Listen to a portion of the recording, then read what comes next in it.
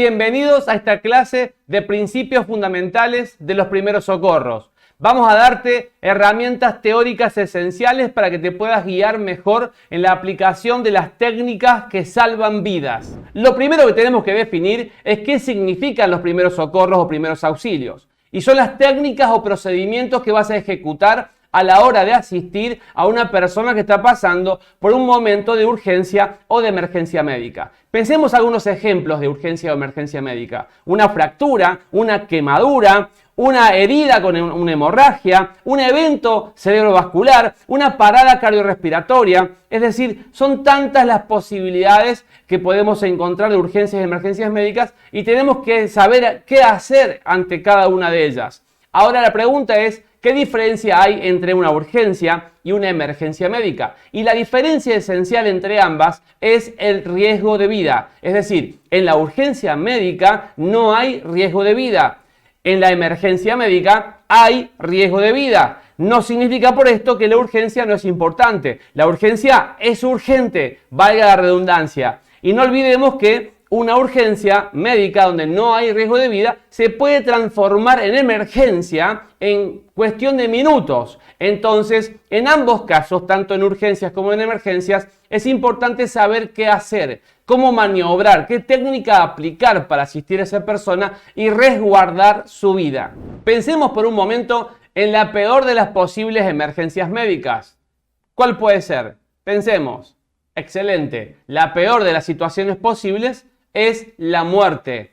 Hay dos tipos de muerte. La muerte clínica es apenas una persona pierde sus signos vitales, apenas se detiene su corazón.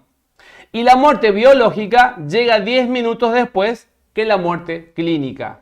Desde que la persona entró en la muerte clínica, tenemos 10 minutos para hacer algo por ella. Y cada minuto que pasa es un 10% menos de probabilidades de que esta persona vuelva a reanimar. Entonces es tan importante en este caso comenzar la técnica de la RCP, la reanimación cardiopulmonar, una de las técnicas de primeros socorros más conocidas en el mundo y más difundidas en el mundo. Esta técnica nos permite revertir la muerte clínica y que la persona pueda reanimar y recuperar, por supuesto, sus signos vitales. Entonces, señores, cada minuto que pasa es un 10% menos de posibilidad de sobrevida. Por lo tanto, cuando dijimos 10 minutos, no significa que vamos a relajarnos, total tenemos 10 minutos, y en el minuto 9 yo empiezo a hacer algo por esa persona. No, ya en el minuto 9, si empiezo en ese momento, ya perdí 90% de posibilidades de que esa persona reanime y vuelva a la vida. Entonces es fundamental que se comiencen las maniobras de RCP lo más pronto posible. Mientras más pronto empecemos a aplicar la RCP, mayor probabilidades tendremos de que esta persona pueda contar la historia. A continuación vamos a entender un poco más lo que significa la RCP. Voy a compartir en pantalla un simulador en 3 dimensiones del cuerpo humano para poder ver el sistema cardiovascular. Podemos ver aquí en el pecho de este simulador, atrás de este hueso llamado hueso esternón, está el corazón, que es la bomba que hace que la sangre circule por el cuerpo. El corazón está entre el esternón hacia adelante y la columna torácica hacia atrás. Esta bomba, como dijimos recién, hace que la sangre circule constantemente en tu cuerpo, por las arterias y por las venas. Y una de las funciones más importantes de la sangre es la logística y la distribución.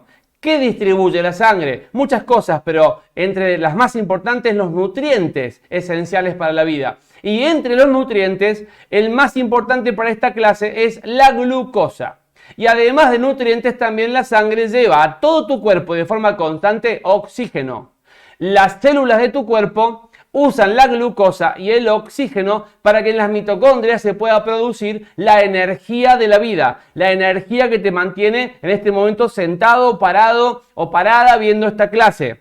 La energía que permite que tu corazón siga latiendo, la energía que permite que en este momento estemos escuchando la clase, viendo la pantalla, entendiendo qué estamos diciendo en esta clase, las funciones cognitivas se ejecutan gracias a las sinapsis neuronales. Estas sinapsis gastan mucha energía. Esta energía, como dijimos recién, se produce gracias entonces a la glucosa y el oxígeno que la sangre distribuye en todo momento a todo tu cuerpo. Ya lo podemos ver aquí en este simulador, la compleja y completa red cardiovascular, que significa entonces y permite que la sangre esté en circulación constante en todo tu cuerpo. Y cuando decimos parada cardiorrespiratoria, es que el corazón entonces deja de latir. Y si el corazón deja de latir, la sangre se detiene. Y si la sangre se detiene, ya no hay más entrega de nutrientes, de glucosa, ni tampoco de oxígeno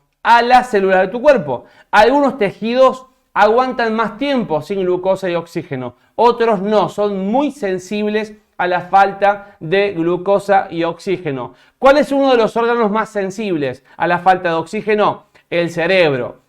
El cerebro, señores, apenas cortamos la circulación sanguínea, empieza a sufrir y ya a los 3 o 4 minutos que se paró el corazón, empieza a haber daño celular, daño neuronal, y ahí tenemos un problema neurológico. Entonces el cerebro no aguanta mucho tiempo la falta de nutrientes y de oxígeno. No solamente el cerebro, también los pulmones, el mismo corazón tiene poco aguante a la falta de nutrientes y oxígeno. También los riñones. Los riñones también tienen poca resistencia a la falta de oxígeno. Son órganos vitales. Es por eso que al hacer la RCP, en el momento que podemos determinar que una persona ha dejado de vivir, que se detuvo su corazón y dejó de respirar, comenzamos la maniobra de reanimación. ¿Y en qué consiste? Consiste en comprimir aquí, en el tercio inferior del esternón, comprimimos aquí donde marco yo con el mouse, en el tercio inferior del esternón, donde se encuentran los ventrículos del corazón. Vamos a ver si sacamos un poco los huesos y los demás sistemas, podemos ver el corazón y podemos hacer una pequeña disección donde podemos observar los dos ventrículos del corazón, el ventrículo derecho y el ventrículo izquierdo. Y cuando hacemos compresiones en el tercio inferior del esternón, lo que hacemos entonces es obligar a que el corazón eyecte sangre. Lo obligamos a bombear sangre. Cuando comprimimos entonces aquí en el esternón, el corazón queda como atrapado entre la columna torácica y el mismo esternón. Entonces hacemos que el corazón eyecte sangre. Cuando descomprimimos, los ventrículos se llenan de sangre nuevamente. Comprimimos el tórax y obligamos a que el corazón eyecte sangre. Descomprimimos el tórax y obligamos a que el corazón reciba sangre. Y de esta manera, cuando hacemos las compresiones torácicas en la maniobra de la reanimación cardiopulmonar, lo que estamos haciendo es reactivar el sistema circulatorio. Reactivamos el sistema circulatorio. Es por eso tan importante recordar en esta clase la posición donde debemos hacer las compresiones de la RCP. Es en el tercio inferior del esternón. Si nosotros vamos a hacer las compresiones un poco más arriba, supongamos que nos equivocamos, un poco más arriba, aquí, casi que en el cuello, ¿dónde vamos a comprimir? Si vemos un poco más, vemos que a esta altura no solamente no está el corazón, sino que apenas se asoman los grandes vasos. No tiene sentido hacer compresiones arriba en el manubrio esternal. Tampoco tiene sentido hacer las compresiones en la puntita del esternón, llamada apófisis o procesos xifoides. Porque ya en esa puntita que ustedes se lo pueden palpar en el pecho, ir hacia abajo por el esternón y palpar a donde termina este hueso, esa es la apófisis xifoides, la puntita. Y si ustedes ven aquí en el modelo en 3D, a la altura de la puntita del esternón, no tenemos los ventrículos, ni siquiera el ápice cardíaco, estamos por debajo. Entonces, es por esto la importancia de conocer dónde precisamente se deben hacer las compresiones torácicas para que podamos obligar a que el corazón bombee sangre. Si le hacemos a las compresiones en el centro del pecho, que equivale al tercio inferior del esternón, estando ya a la altura de los ventrículos, obligamos a que el ventrículo derecho lleve sangre a los pulmones y que los pulmones, esa sangre se pueda oxigenar con el aire de reserva que esa persona tiene en sus pulmones y usamos ese oxígeno de reserva para que ese oxígeno pase a la sangre y pueda ser distribuido en todos los tejidos de tu cuerpo.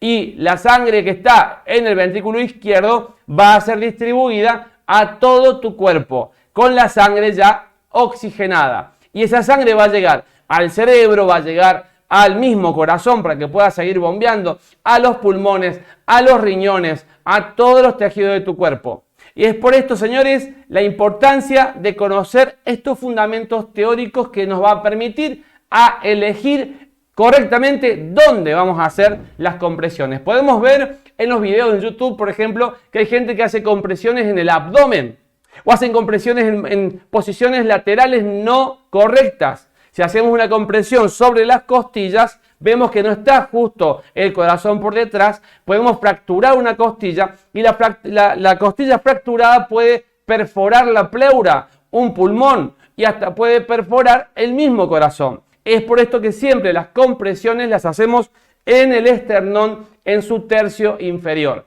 Y también otro punto muy importante es que apoyamos solamente el talón de la palma de la mano y no la mano completa. Esto ustedes lo van a poder practicar cuando asistan a un taller donde tengan un muñeco de simulación y pueden hacer la práctica. Si apoyamos la mano completa, la fuerza se distribuye en toda la superficie de la mano y profundizamos menos. No podemos hacer una buena compresión. En cambio, si apoyamos solamente el talón de la palma de la mano, hay una menor superficie y la fuerza profundiza más. Es el principio de la física que dice que a menor superficie, mayor profundidad. Lo que queremos lograr es que la compresión sea correcta. La pregunta es entonces, ¿cuál es la compresión que tenemos que lograr? ¿Cuánto debemos profundizar en el tórax del paciente? Y tomen nota porque en los adultos la profundidad de la compresión de la RCP tiene que ser un aproximado de 5 a 6 centímetros en los adultos. En los niños, tomen nota, es de 4 a 5 centímetros. En los bebés es de 3 a 4 centímetros. Voy a repetir, en los adultos de 5 a 6 centímetros. En los niños de 4 a 5 centímetros. En los bebés es de 3 a 4 centímetros. Y muchos preguntan, pero ¿cómo cómo hacer para calcular estos centímetros si los niños pueden tener distinta talla, distintas dimensiones, igual que los adultos? ¿Cómo hacemos para calcular los centímetros así a simple vista? Hay una fórmula que nunca va a fallar, que es la fórmula original. ¿Cuál es? Que la profundidad de la compresión debe ser 1/3, atención, de la total profundidad del tórax. Veamos aquí en la pantalla nuevamente, en el modelo 3D compartido. Si este es el tórax de un paciente, entonces podemos ver que tiene una profundidad total que va desde la espalda hasta el pecho. Esta distancia total, si la dividimos visual y aproximadamente, no vas a sacar una regla para hacer esta medición. Si medimos entonces visualmente la profundidad total que va de la espalda al pecho, vamos a dividir en 3 partes aproximadas esa profundidad total y la parte que da hacia el pecho, la de más arriba o la más anterior, si está en este caso el modelo en posición vertical, es la parte que tenemos que profundizar. 1/3 de la profundidad total del tórax. O sea, dividimos en 3 partes y 1/3, el que da para el lado del pecho, es el que tenemos que profundizar. Las estadísticas dicen que en los adultos el 1/3 de la profundidad del tórax estadísticamente es de 5 a 6 centímetros. De ahí viene la medida en centímetros. No es para que se compliquen, es una medida estadística.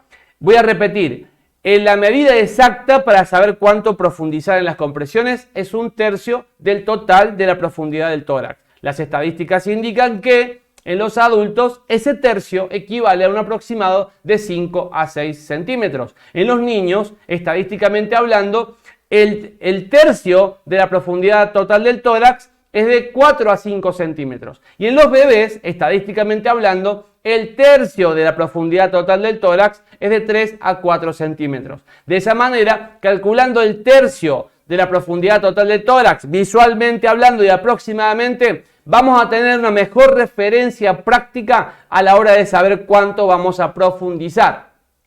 La velocidad en cuanto a las compresiones, no lo olviden, la velocidad es de 100 a 120 compresiones por minuto. Hay muchos temas en YouTube que ustedes pueden usar como referencia para practicar en sus hogares y así automatizar el ritmo, la velocidad de las compresiones. Pero aproximadamente podemos calcular 2 compresiones por segundo. Esa es la velocidad adecuada. Si comprimimos a una mayor velocidad, no alcanzamos a descomprimir y los ventrículos no se alcanzan a llenar de sangre nuevamente y no alcanzamos a hacer una buena circulación sanguínea y perfusión de los tejidos. Por lo tanto, la velocidad debe ser entre 100 y 120. Si es menor a 100, es tan lenta que la circulación que logramos provocar con este bombeo artificial es ineficiente y no se pueden perfundir correctamente los tejidos de los órganos y los sistemas. Entonces, la velocidad ideal son 2 compresiones por segundo, o sea, 120 aproximadamente, de 100 a 120 por minuto. Ya podemos ver lo importante que es entender los principios teóricos para hacer una buena maniobra de RCP. Ahora dijimos entonces que apenas una persona pierde signos vitales, entró en lo que se llama la muerte clínica. La muerte clínica ustedes la pueden ver porque el organismo se adapta al momento de la muerte. La piel cambia de color porque lo que le da color a la piel es la sangre. Y si la sangre deja de circular, inmediatamente comienza un proceso donde vos podés observar que la piel pierde color. Además, las pupilas se dilatan. Hay una gran cantidad de señales que te están mostrando que la persona entró en la muerte clínica. En el momento que hacemos la RCP, empezamos a comprimir el tórax de un paciente y las compresiones logran que la sangre recircule, se reactive la distribución de nutrientes y oxígeno. En ese momento ves que la piel recupera color, las pupilas se contraen y revertimos el proceso de la muerte gracias a las maniobras de la reanimación cardiopulmonar. Entonces, señores, a tener en cuenta que la RCP se aplica cuando estamos seguros que una persona ha perdido la vida. No podemos aplicarla a personas vivas, porque si le hacemos RCP a una persona que tiene signos vitales, que le late el corazón, lo que podemos provocar es una parada cardíaca. Entonces tenemos que estar seguros que este paciente está en la muerte clínica para poder comenzar la RCP. ¿Cómo sabemos entonces que está en la muerte clínica? Según la American Heart Association, la mejor manera de saber si una persona está o no muerta es midiendo la respiración. El pulso está reservado para personal de salud. Para personal lego, o sea que no está en salud, para la comunidad general, la American Heart no recomienda el uso del pulso, porque por un mal uso de la medición del pulso, una persona puede pensar que está viva, el paciente, y no está vivo, y ahí perdemos la oportunidad de reanimarlo. Entonces, con la respiración y solo con ella, podemos hacer un buen diagnóstico en ese momento y decidir si hacemos o no la RCP. ¿Cómo se mide la respiración?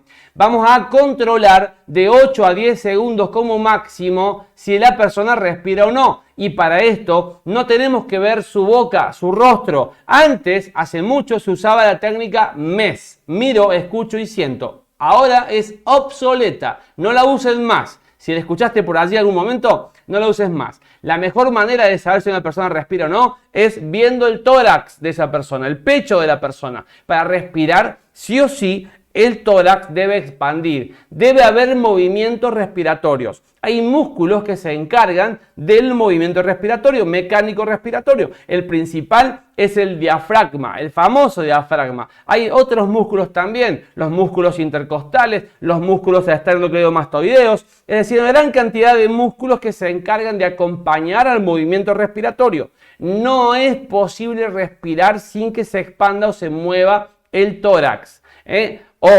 Recordemos, en las mujeres el movimiento respiratorio es más arriba, es costal superior, es más arriba. En los hombres es tóraco-abdominal, o sea, es más abajo, llegando a la base del tórax y al techo del abdomen. Ustedes van a ver que el hombre se le infla la panza un poco más abajo.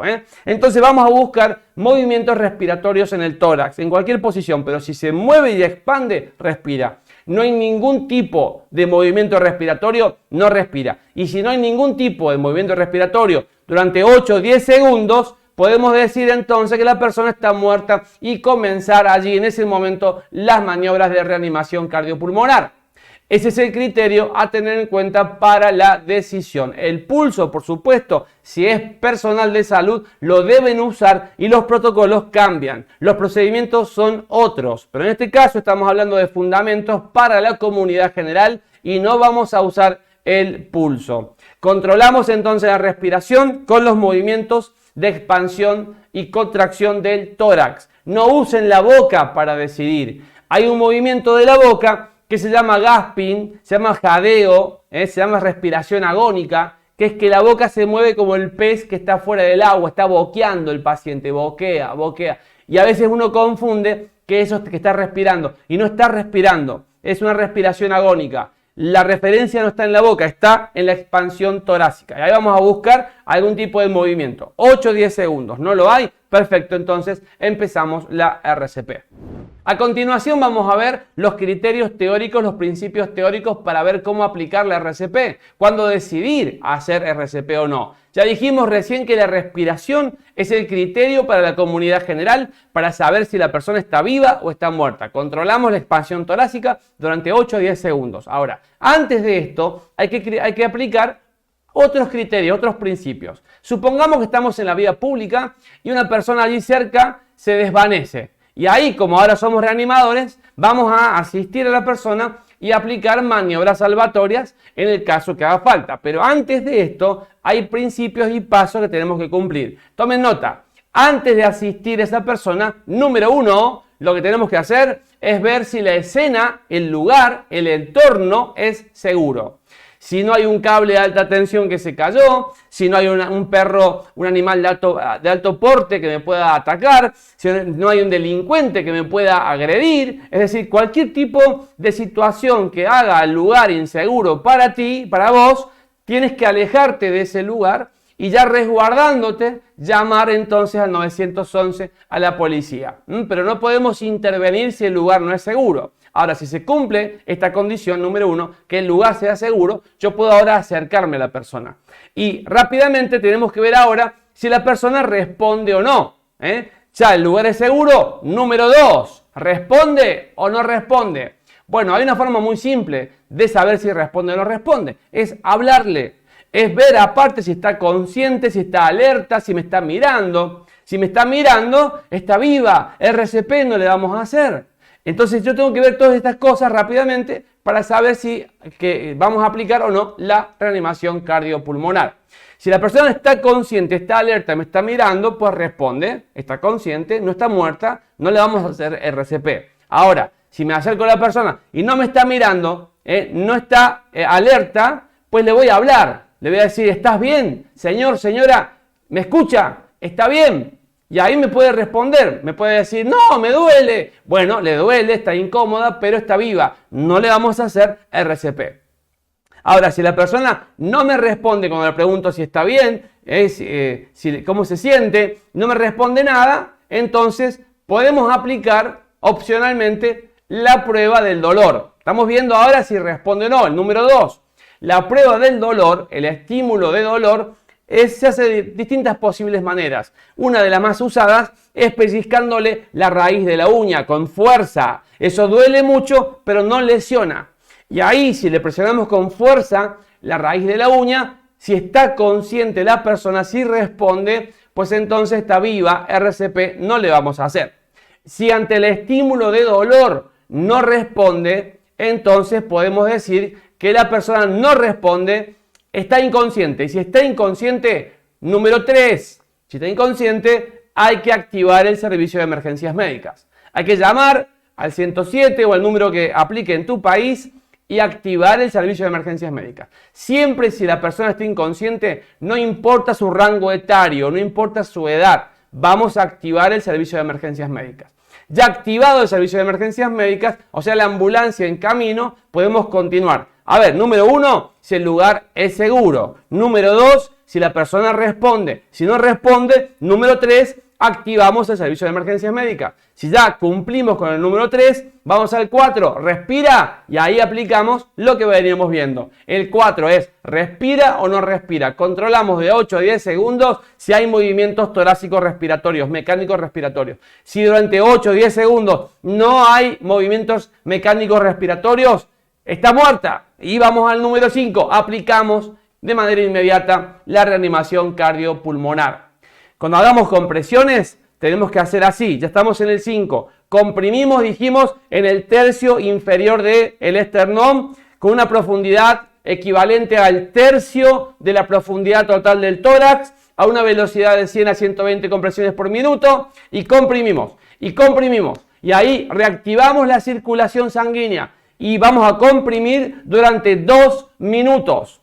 Tomen nota, vamos a comprimir 2 minutos. A los 2 minutos aproximadamente detengo la RCP y controlo si la persona respira de manera espontánea, si hay expansión o movimientos torácicos respiratorios. Si durante 8 a 10 segundos no detecto movimientos respiratorios, continúo con la RCP 2 minutos más. 2 minutos más. A los 2 minutos hago una pausa y controlo a ver si ya la persona respira de manera espontánea, si reanimó. Si no reanimó, vuelvo a hacer 2 minutos más. Y así hasta que alguien me pueda reemplazar si me cansé o que llegue el servicio de emergencia y se hagan cargo del paciente. Si reanima, si la persona comienza a respirar por su cuenta, no me puedo ir. Me debo quedar en el lugar y debo controlar que siga respirando. ¿Por qué? Porque puede volver a entrar en parada cardiorrespiratoria. Y en el caso que vuelva a entrar en paro cardiorrespiratorio, vuelvo a hacer la RCP. Entonces, tenemos que estar atentos a esta persona si reanimó hasta que llegue el servicio de emergencias médicas.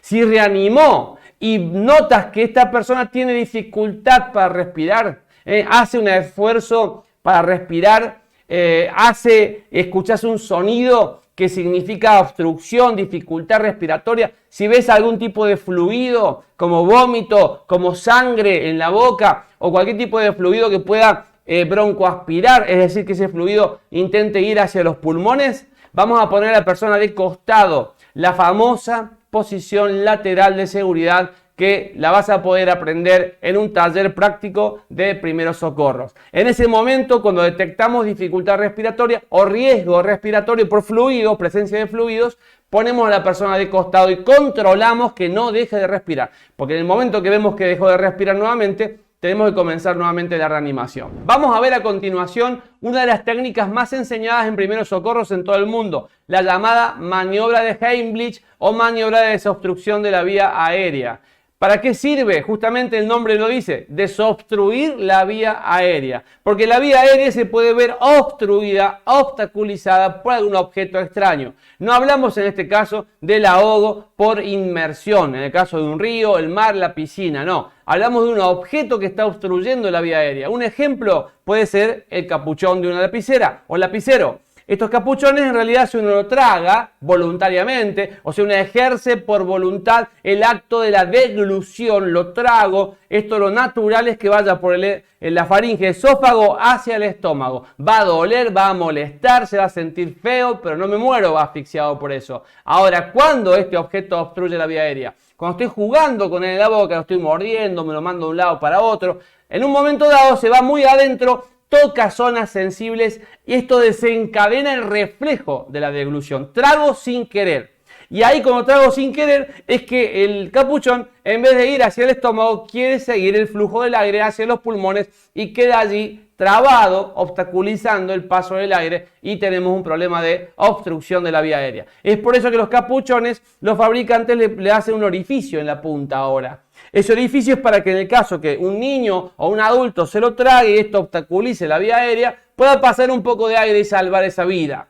Ahora puede ser un capuchón como otras cosas, una aceituna, una canica, un soldadito, un autito, una moneda, un hueso de pollo, una papa, una batata, lo que sea que obstaculice es un problema, señores. Entonces ahí tenemos que aplicar la maniobra de desobstrucción de la vía aérea. Para entender mejor este principio teórico, vamos a ver el modelo de simulación en 3D para poder ver mejor qué sucede cuando tenemos una obstrucción de la vía aérea. Si vemos este modelo de perfil, podemos observar, haciendo una pequeña disección de algunos sistemas y aparatos, podemos observar entonces, en un momento nada más, pueden ver en pantalla allí la boca, ponemos un poquito de los huesos para ver mejor la ubicación topográfica. en la anatomía del cuerpo humano, la boca, la nariz, y la boca y la nariz terminan las dos, se unen las dos en un órgano que se llama faringe,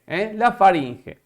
Es este órgano que podemos ver acá ya más diseccionado del sistema. La nasofaringe, la orofaringe y la laringofaringe. Ahora vemos acá que la faringe es un órgano en común tanto para la nariz como para la boca. Y luego desde la laringo hipofaringe podemos ir hacia atrás por el esófago, esto va hacia el estómago, o podemos ir hacia adelante hacia la laringe. Esto va por la tráquea, bronquios principales, bronquios secundarios y eso va hacia los pulmones. Entonces acá estamos en la parte anterior por la vía aérea, en la parte posterior la vía digestiva. Y es acá el problema, cuando el objeto, en este caso el capuchón, que fue un ejemplo, está mal tragado, en vez de ir hacia la vía digestiva, va hacia la vía aérea y ahí puede complicar el paso del aire. En algunos casos podemos observar aquí donde seguimos la tráquea, más abajo donde la tráquea se divide en esta bifurcación de los bronquios principales, podemos encontrar algunos casos con aceitunas que han llegado hasta ese nivel y están por supuesto obstaculizando el paso del aire. Es típico caso de obstrucción de la vía aérea. ¿Qué se hace en ese caso? Agarramos el paciente, ya van a ver ustedes en la parte práctica cuando asistan a un taller, para ver cómo se hace esta técnica, pero el principio teórico es el siguiente. Vamos a agarrar a nuestro paciente, nos vamos a poner desde atrás, vamos a poner nuestras manos aquí en el espacio que podemos encontrar entre la apófisis xifoides, o sea, la puntita del esternón, y el ombligo. Entre ese espacio aproximado, para que ustedes se hagan una idea, entre ese espacio vamos a ubicar entre ese espacio la mitad de la distancia. Es decir, entre el ombligo o popularmente como le decimos el pupo y entre la apófisis xifoides la mitad del espacio. Ahí vamos a colocar allí las manos, nos ponemos desde atrás, en el paciente, lo rodeamos con las manos. A una de las manos ponemos el dedo así como de ok. Lo flexionamos y el dedo pulgar queda con la punta, así tipo cuña. Con la otra mano rodeamos la primera y así la punta la ponemos en la mitad del espacio entre la apófisis xifoides o la puntita del esternón y el ombligo de la persona. Y allí, desde atrás, le hacemos una fuerza hacia arriba y hacia adentro. O sea, una fuerza hacia adentro y hacia arriba. Veamos acá en el simulador entonces. La fuerza sería aplicada, si lo vemos de perfil, hacia arriba y hacia adentro. Si vos estás atrás del paciente y rodeás con tus brazos y pones una mano en forma de cuña y la otra abrazando la primera y hacemos una fuerza hacia arriba y hacia adentro, así como te muestro con el puntero del mouse. Esa fuerza, ¿qué objetivo tiene? Esa fuerza, estimular el diafragma. El diafragma entonces contrae y va a comprimir para que los pulmones, por supuesto, los pulmones tiendan a expulsar el aire. Entonces, al hacer esa fuerza, estimulamos los órganos digestivos, el diafragma, los pulmones comprimen, intentan sacar el aire y para que ese aire pueda salir, el objeto debe ser expulsado. Es el aire del paciente el que expulsa el objeto. Es el aire del paciente. En la maniobra de Heimlich, entonces hay que practicar para saber cómo posicionarnos, porque tenemos algunas variables muy importantes. Esas variables es que el paciente no está respirando y en cualquier momento se nos puede desvanecer.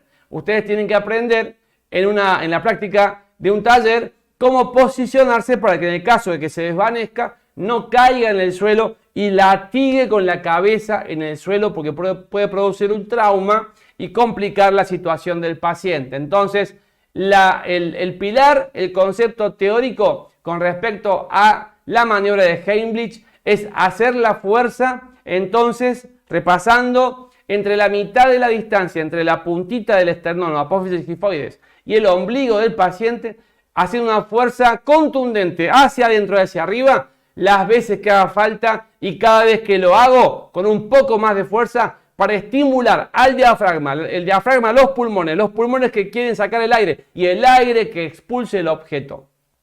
Y ahí logramos salvar la vida de esta persona. Este es el principio teórico. Hay variantes en el caso de una persona que es obesa, en el caso de una persona embarazada, donde no podemos rodearla y además en la embarazada, si la rodeamos y le hacemos la fuerza en la posición que recién acabo de mencionar, podemos lesionar a la mamá o al bebé. Entonces, en el caso de la mujer embarazada, a la fuerza en la maniobra de Heimlich la vamos a hacer arriba de la raíz de la panza, pero nunca sobre la panza. Nunca sobre la panza. Arriba de la raíz de la panza. La misma situación podemos encontrar con una persona obesa, supongamos una obesidad grado 2 o 3, entonces obesidad mórbida, no podemos rodear a la persona con los brazos, no nos alcanzan los brazos, entonces tenemos que subir como si fuese una mujer embarazada e ir arriba de la raíz de la panza y ahí hacer la compresión. Pero puedo estar casi que en el tórax, no importa, en ese caso podemos hacerlo en el tórax, en el caso de la mujer embarazada o en el caso de un paciente cuya obesidad mórbida no nos permita abrazarlo para poder hacer la maniobra. En el caso de niños o en el caso de personas que están sentadas, nos debemos agachar lo suficiente como para estar a la altura de esta persona o de este niño y hacer la maniobra. En bebés cambia la situación y vamos a hacer un próximo video muy pronto para que vean la maniobra, pero aquí hemos cubierto el principio teórico de por qué hacemos la maniobra de Heimlich, cómo se hace para que el aire expulse el objeto que está obstruyendo la vía aérea y pone en riesgo la vida del paciente. Esta maniobra está dentro de lo que hemos llamado soporte vital básico, porque si la persona no respira, es cuestión de minutos de que pierda la vida. Ahora, cuando aplicamos la maniobra de Heimlich, tenemos que estar seguros que la persona está obstruida de manera total, no parcial. Si está obstruida de manera parcial, la maniobra no va a dar resultado, porque cuando hagamos la fuerza de aire escapa por el poco flujo que puede tener esa persona y no da resultado. Tenemos que estar seguros de que la obstrucción es total para hacer la maniobra. ¿Cómo sabemos? La forma de saberlo es que la persona, el paciente, no va a poder emitir ningún tipo de sonido. Al ser una obstrucción total, al no pasar nada de aire, las cuerdas vocales no vibran y no puede hablar, no se puede quejar, no puede gritar. Entonces, cuando la obstrucción es total, la persona no emite ningún tipo de sonido. Puede estar desesperada, corriendo de un lado a otro, haciendo la señal universal de ahogo, que es llevarse la mano al cuello, pero no siempre lo hace. A veces ponen la mano en la boca, corren desesperadamente, pero no pueden emitir ningún tipo de sonido. Ahí sabes que la obstrucción es total y que puedes proceder a la maniobra de Heimlich. Ahora, si la obstrucción es parcial, lo que tienes que hacer es que tosa, arengar a la persona para que tosa. Tose más fuerte y la arengo para que tosa. Que la vamos a ayudar y que tiene que toser, porque la tos, en el caso que la obstrucción sea parcial y pase algo de aire, es la mejor manera de desobstruir esa vía aérea. Entonces, en conclusión, si es parcial, la tos es la solución. Si la obstrucción es total, la maniobra de Heimlich es la solución. ¡Excelente! Vamos a pasar a continuación a ver los principios a tener en cuenta en un paciente que está convulsionando. Tengamos en cuenta que hay distintos tipos de convulsiones. Está la convulsión de ausencia, donde no hay sacudidas violentas, y están las convulsiones de tipo tónico-clónicas, donde tiene distintas etapas. La primera etapa es la pérdida de conciencia, que puede durar de 15 a 20 segundos, y después viene la parte de sacudida violenta, que puede durar aproximadamente 2 minutos. En esa etapa de sacudida violenta hay muchos mitos en internet que dicen que hay que agarrarle la lengua al paciente para que no se la trague. En primer lugar, es un mito que puede producir mucho daño. ¿Por qué? Porque el paciente no tiene manera de tragarse la lengua, no hay manera de deglutir la lengua. Lo que puede pasar es que la lengua se vaya hacia atrás y su base choque con la pared posterior de la faringe y que obstruya la respiración. De esa manera puede tener un problema de permeabilidad en la vía aérea, pero tragarse la lengua es imposible. Por lo tanto, no es correcto lo que se dice de agarrarle la lengua. Además, cuando una persona está convulsionando, sus músculos están activándose de manera violenta al 100% de su fuerza. Es decir, es muy riesgoso meter la mano en la boca de un paciente que está convulsionando. Los músculos que cierran la boca, los músculos de la masticación, se llaman maceteros, de ambos lados están, y son los músculos más fuertes de tu cuerpo. Quiere decir que si metemos la mano en la boca de un paciente que está convulsionando, él puede morder con tanta fuerza que puede lesionar en gran manera tus propios dedos. Entonces no es correcto meter la mano en la boca del que está convulsionando. Tampoco meter una pinza, como he visto por allí en YouTube. No, vas a lesionar los dientes, vas a lesionar los tejidos blandos del paciente, vas a producir una gran hemorragia. No intenten contener la lengua ni meter nada en la boca del paciente. Si el paciente se muerde en la convulsión, vas a ver una hemorragia, pero no puedes hacer nada. Además, por supuesto, atención, esa hemorragia se va a contener y se va a revertir rápidamente. Ustedes no metan nada en la boca del paciente. Lo que tenemos que hacer entonces es contener las convulsiones, no evitarlas. Si tratamos de evitar la convulsión, agarramos al paciente entre muchos con todas las fuerzas, las convulsiones van a suceder igual, pero sin movimiento. Los músculos se van a contraer igual, pero sin movimiento, lo que puede producir la fractura ósea de los huesos del paciente, valga la redundancia. Entonces, no intenten contener las convulsiones. Lo que hacemos es colocar almohadones, trapos, ropa por debajo del paciente, abajo de la cabeza del paciente. Contenemos la cabeza para que no latigue contra el suelo. Corremos los muebles, los objetos que pueden producir lesiones y esperamos a que la convulsión pase. Si vemos fluidos, vómitos, sangre que complica la respiración, vamos a poner al paciente en la posición lateral de seguridad, el paciente de costado, donde la gravedad hace que los fluidos salgan hacia afuera del cuerpo del paciente y no intenten ir por la vía aérea produciendo una broncoaspiración y complicando la respiración de nuestro paciente. Entonces, contenemos al paciente, movemos los objetos, amortiguamos los golpes con objetos blandos, contenemos la cabeza para que no latigue y estamos atentos a su respiración, que en el caso de ver fluidos o dificultad respiratoria, una vez que ya pasó la convulsión, lo ponemos en posición lateral de seguridad para que esos fluidos salgan hacia afuera y no broncoaspire nuestro paciente. Son criterios a tener en cuenta y rompemos mitos con respecto a la lengua que se traga y lesiones que podemos producir por intentar agarrarle la lengua a nuestro paciente. Así se contienen las convulsiones. Hay pacientes que ya se espera que tengan convulsiones por su patología.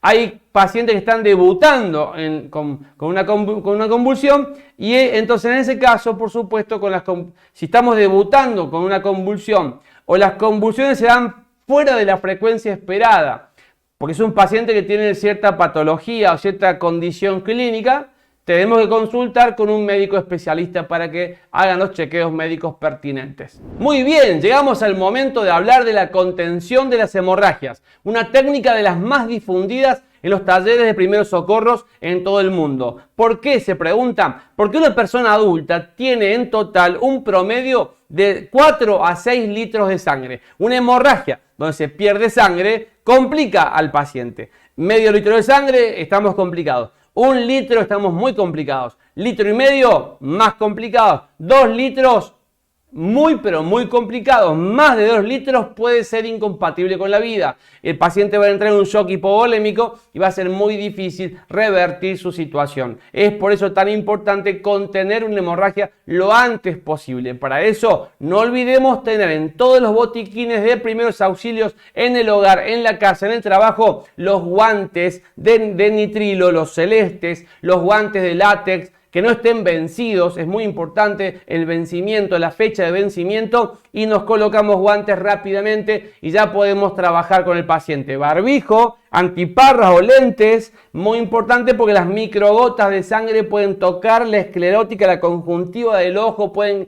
entrar en la boca y la mucosa sublingual pueden absorber en gran manera ese fluido. Entonces vamos a protegernos para que eso no ocurra. La barrera, la bioseguridad es un factor esencial en la contención de hemorragias. En este sentido, las películas, las series de televisión mienten, porque ustedes pueden ver por ejemplo, series de medicina, series de bomberos, de primeros auxilios, que ponen la mano sin guantes sobre la herida del paciente intentando desesperadamente contener la hemorragia y se manchan todo de sangre. Después se pasan la mano por la cara y queda toda la cara llena de sangre, y eso, por supuesto, como explicaba hoy en una clase, tiene una cuota muy alta de sensacionalismo, pero no está bien.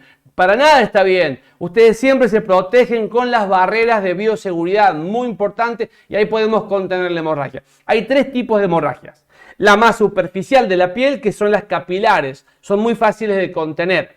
Pero si abarca una gran cantidad de superficie en la piel, pueden producir, por supuesto, deshidratación por la pérdida de fluido. No importa, ahora vamos a la hemorragia más profunda, que pueden agarrar venas y arterias. La hemorragia venosa y la hemorragia arterial. Te vas a dar cuenta de una hemorragia arterial cuando la herida llegó a la arteria, porque la sangre sale de forma pulsátil, está como latiendo la herida, ¿viste? O sea, ahí tenemos una hemorragia de tipo arterial. Ahora, no importa si la hemorragia es arterial o es venosa. Si ves que la persona pierde mucha sangre en una herida, pierde mucha sangre, no es bueno. Vamos a intentar contener la hemorragia. ¿Y cómo se contiene? Bueno, en primera instancia vamos a agarrar un apósito que tienen que tener ustedes en sus botiquines, no algodón, en lo posible apósitos como estos. Lo vamos a poner sobre la herida, vamos a hacer una presión, mucha fuerza sobre la herida, y ahí vamos a quedarnos más o menos 5, 10, 12, 15 minutos hasta que se activan los factores de coagulación y podamos contener esa hemorragia.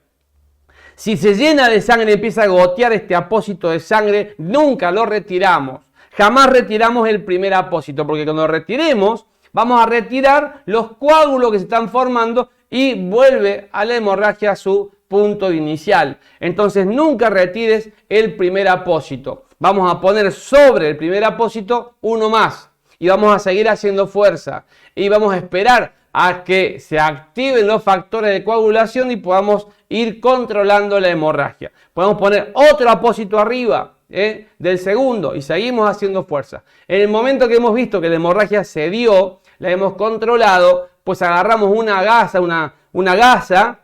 una venda de gasa, y vamos a hacer un vendaje compresivo para reemplazar la fuerza de la mano, y así podemos trasladar al paciente. Si es una herida de envergadura, lo vamos a trasladar a un centro de salud donde van a evaluar si necesita, en este caso, sutura o algún procedimiento médico especializado en el centro de salud. Pero lo que tenemos que hacer rápidamente es contener la hemorragia. Una vez que la contuvimos, hacemos un vendaje compresivo para reemplazar la fuerza de la mano y lo llevamos al paciente rápidamente para que sea evaluado por profesionales de la salud.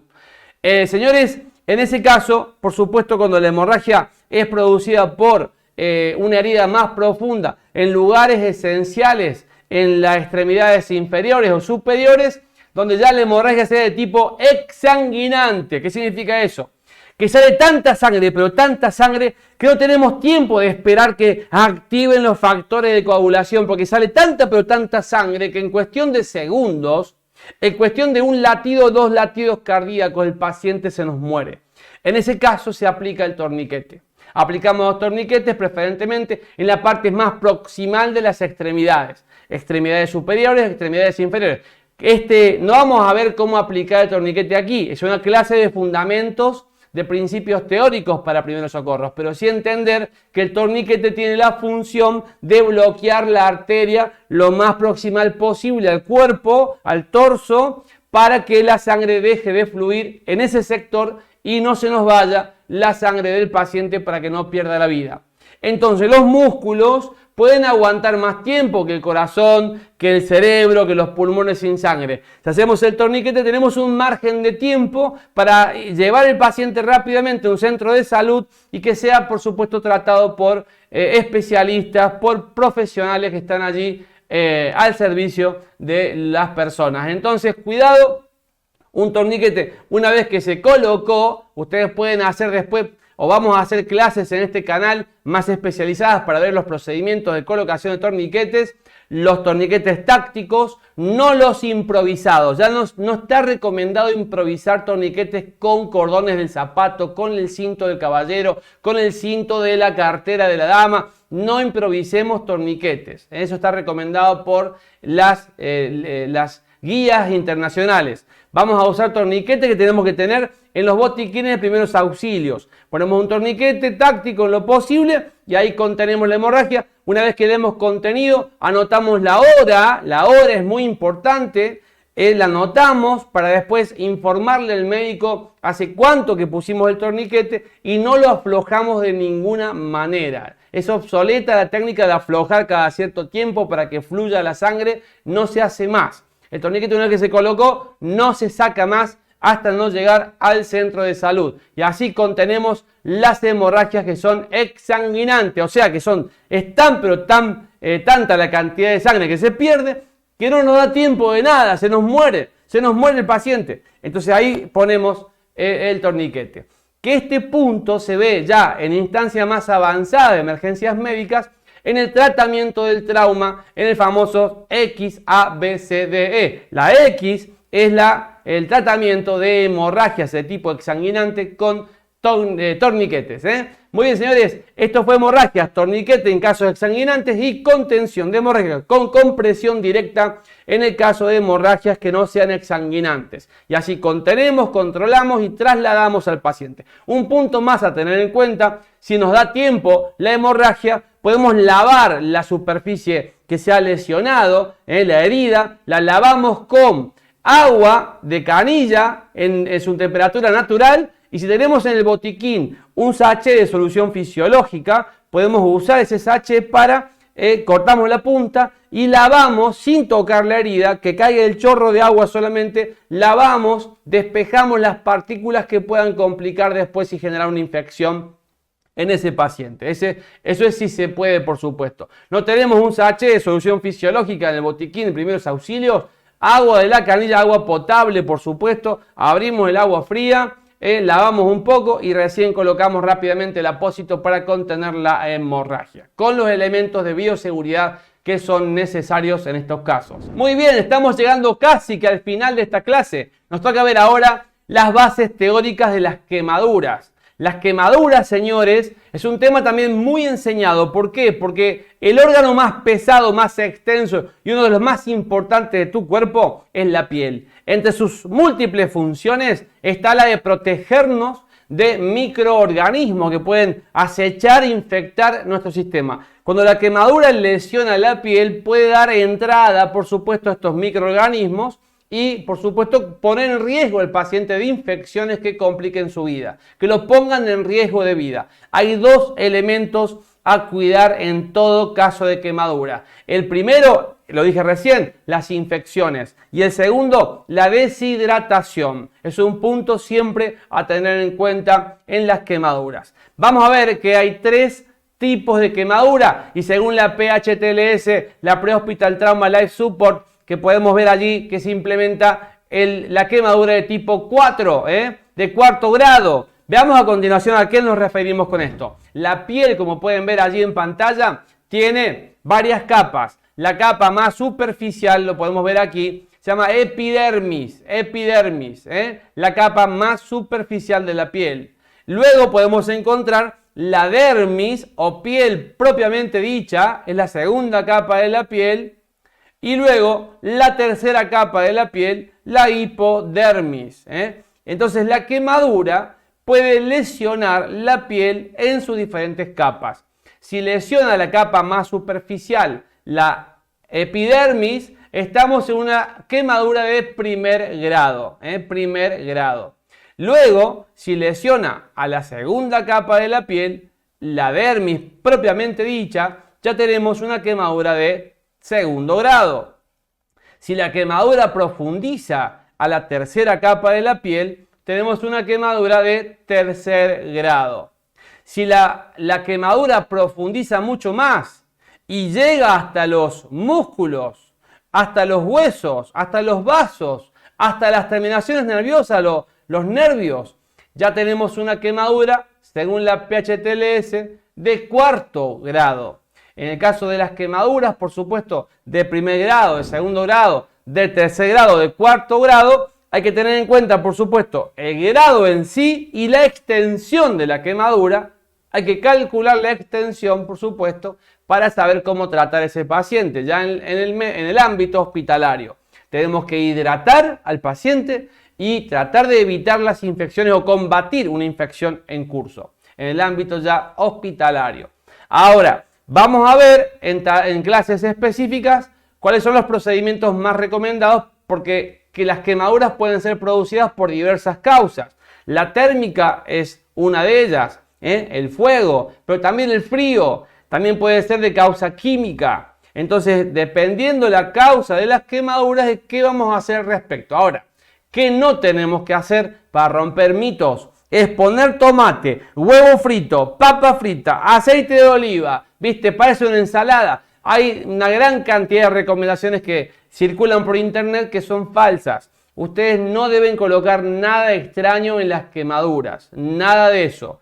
¿Qué hacer? Lo vamos a ver en una clase específica o también cuando ustedes puedan asistir a un taller de primeros socorros donde profundicen los procedimientos. Pero ya entendemos las bases teóricas de por qué una quemadura complica, expone a un paciente a situaciones de riesgo. Muy bien, señores, llegamos al final de esta clase de fundamentos teóricos para los primeros socorros. En próximas clases o videos vamos a ver los procedimientos de las técnicas específicas en su aplicación en base a lo teórico que hoy hemos visto. Y también casos específicos como por ejemplo qué hacer en el caso de picaduras y mordeduras, qué hacer en el caso de asistencia básica en el trauma. Recordemos que hay dos tipos de emergencias médicas, las emergencias del paciente médico y del paciente de trauma. El paciente médico es un paciente que tiene una enfermedad, una patología y que su cuadro clínico se complica y lo expone a la muerte. Hay riesgo de vida, es por una enfermedad. No es